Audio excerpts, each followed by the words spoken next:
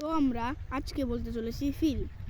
আলাম তারা কাইফা ফাআলা রাব্বুকা বিআসহাবিল ফিল আলাম ইয়াজআল কাইদাহুম ফি তাদলিল ওয়া আরসালা আলাইহিম তায়রান আবাবিল তারমিহিম বিহিজারাতিন মিন সিজিল ফাজআলাহুম কাআসফিন মাকুল। এখানে বলো তো কিসের কথা বলা হয়েছে? বলো তো, আমি তো বুঝতে পারতেছি না কিসের কথা বলা হয়েছে। ওই যে আবাবিল পাখি আছে না, ওই আবাবিল পাখি নিয়ে। পুরো সূরাতে বাংলায় বলতে পারবা? আমার ঠিক মনে নেই। মনে নেই না? জি। ও, তুমি আর কোন সূরা পড়ো মামা? বলতে গেলে কুরাইশ বলতে পারো? আচ্ছা, তাহলে তুমি সূরা কুরাইশটা বলো তো দেখি। লিইলাফি কুরাইশ ইলাফিহিম রিহলাতাশ শিতাই ওয়াস সাইফ ফালিয়াবুদু। শুনতেছো কিন্তু? হ্যাঁ শুনতেছি। ফালিয়াবুদু আল্লাযীনা আত'আমাহুম মিন জু। না একটা লাইন মনে হয় না, ফালিয়াবুদু رب هذا البيت الذين أطعمهم من جوع وآمنهم من خير। হয়েছে? জি। মাশাআল্লাহ। তাহলে তুমি এই দুইটা সূরা মুখস্থ পারো না? না, আরো পারো? কি সেটা? আরো সূরা পারি যেগুলো একটু অল্প একটু মুখস্থ করা লাগবে। কোরআন শরীফ তো ধরছি আমি। ধরছো? 9 পারা শেষ। 9 পারা শেষ হবে। আচ্ছা, তো তুমি শেষ থেকে 30 পারা পড়ছো না? 30 পারা কোন সূরা? সূরা নাস পারো? বলো তো দেখি। কুল আউযু বিরাব্বিন নাস মালিকিন নাস ইলাহিন নাস মিন শাররিল ওয়াসওয়াসিল খান্নাস আল্লাযীনা ইউওয়াসউইসু ফি সুদুরিন নাস। ও, তারপর জানি কি মনে নাই। আচ্ছা, প্রবলেম নেই। তুমি আর সূরা ফাতিহা বলতে পারো?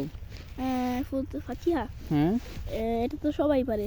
হ্যাঁ, সূরা ফাতিহা অনেক ছোট হলেও এর তাৎপর্যপূর্ণতা এবং গুরুত্ব অনেক নাম আছে সূরা ফাতিহার। যেমন বলো তো? যেমন সূরা মুহাম্মদ নাকি জানে? জানি না তো আমি।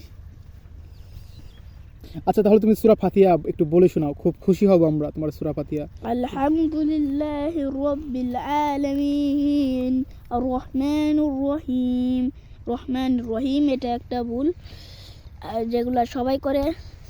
মালিকি ইয়াউমিদ্দিন ইয়াকা না'বুদু ওয়া ইয়াকা নাস্তাঈন ইহদিনাস সিরাতাল মুস্তাকিম সিরাতাল লাযীনা আন'আমতা আলাইহিম গায়রিল মাগদুবি আলাইহিম ওয়ালাদ-দাল্লিন আমিন। দারুণ। তুমি কি আরেকবার? যার মধ্যে কয়টা ভুল আছে সবাই করে। প্রথম হলো বিসমিল্লাহির রহমানির রহিম, এটা বলা যাবে না। বিসমিল্লাহির রহমানির রহিম বলে কেউ বলে বিসমিল্লাহির রহমানির রহিম, এটা বলা যাবে না। দ্বিতীয়ত রা বলা যাবে না, র বললে হবে। র, কারণ এটা মোটা হরফ সবসময় মোটাই মানে একটাই উচ্চারণ হয়, যেমন র, যেমন তোয়া, আইন গয়েন, এগুলো কিন্তু মোটা হরফ। আইন গয়েন, যেমন আইন জবর অ, যেমন গয়েন জবর গ। ও, তুমি এগুলা কার কাছ থেকে শিখো? আমার আপুর কাছ থেকে শিখো? হ্যাঁ, আমার বোনের কাছ থেকে শিখো? না, তাহলে আমাদের বাড়ি একটা হুজুর আসলো, দেখছিল? একটা হুজুর আসছিল? হ্যাঁ, ওই যে সাদা কাপড় পরা। সাদা কাপড়, অবশ্যই হুজুর তো সাদা কাপড় পরে থাকে। তারপরে উনি আমার কোরআন শরীফ ধরাইছে, উনার জন্যই আমি ধরতে পারছি। মাশাআল্লাহ, আল্লাহ ওনাকে। আচ্ছা, ঠিক আছে, তাহলে আমাদের আজকের এই এপিসোড শেষ। আর একটা কথা, সেই হুজুরের কারণে আমি 9 পারা যেতে পারতাম না।